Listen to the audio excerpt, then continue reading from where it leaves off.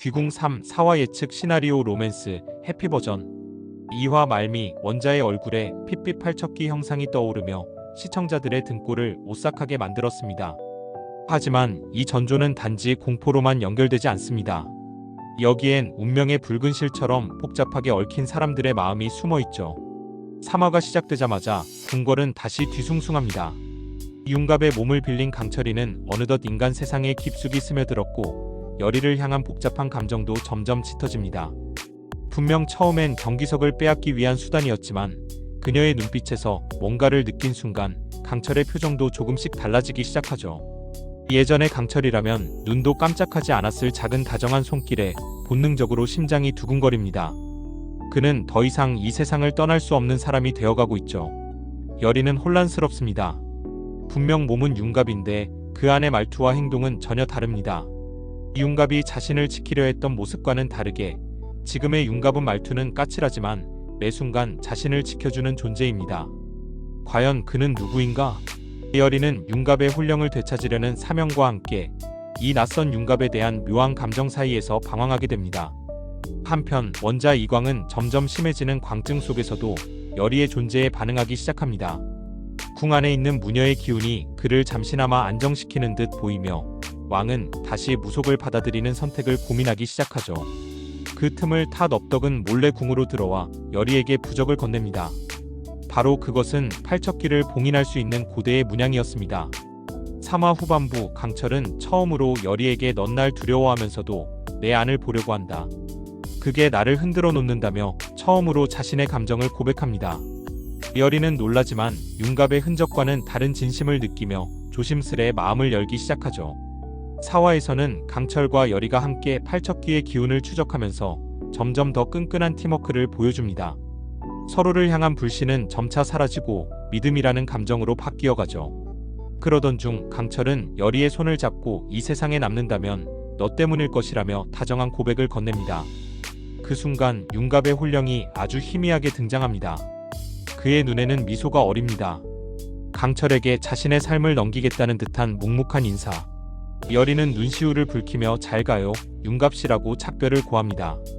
마지막 장면 둘은 함께 팔척기의 봉인 장소를 향해 나아가며 손을 꼭 잡습니다.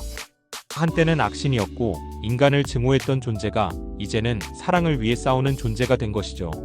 3, 4화의 해피버전 예측은 악신이 인간을 통해 구원받을 수 있는가라는 질문에 대한 따뜻한 가능성의 제시입니다. 귀궁 3, 4화 예측 시나리오 세드 막장 반전 버전 3화는 기이하게 고요한 궁궐 새벽으로 시작됩니다. 이광 원자는 광증의 증세가 잠시 잦아든 듯 보였지만 얼굴에는 아직도 붉은 팔척기의 기운이 아른거리고 그의 방 안에는 그 누구도 들어가려 하지 않습니다. 그 시각 열의는 홀로 궁의 비밀 통로를 따라 들어가 윤갑의 혼령을 찾기 위해 고군분투하고 있습니다. 강철에게 마음을 열 수 없었던 열의는 그 안에 윤갑이 없음을 본능적으로 느끼고 있었죠. 하지만 그녀가 도착한 패전에서 마주한 건 뜻밖의 진실. 윤갑의 혼령은 이미 사라진 지 오래고 강철이 윤갑의 기억을 조금씩 흡수하고 있다는 것입니다.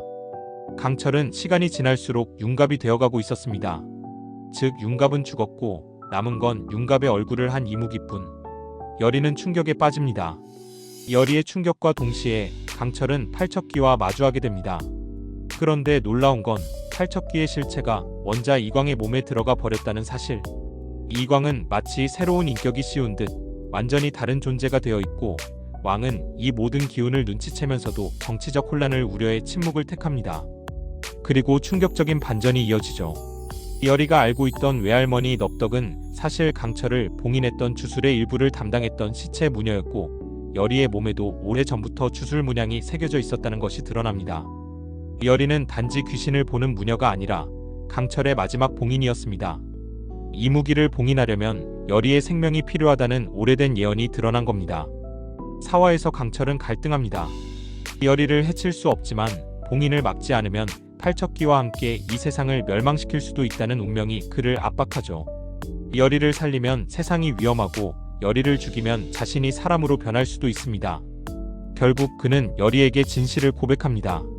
너를 살리기 위해선 내가 사라져야 해. 그 말과 함께 강철은 열의에게 경기석을 쥐어주고 자신은 궁궐의 깊은 연못 속으로 사라지기로 결심합니다.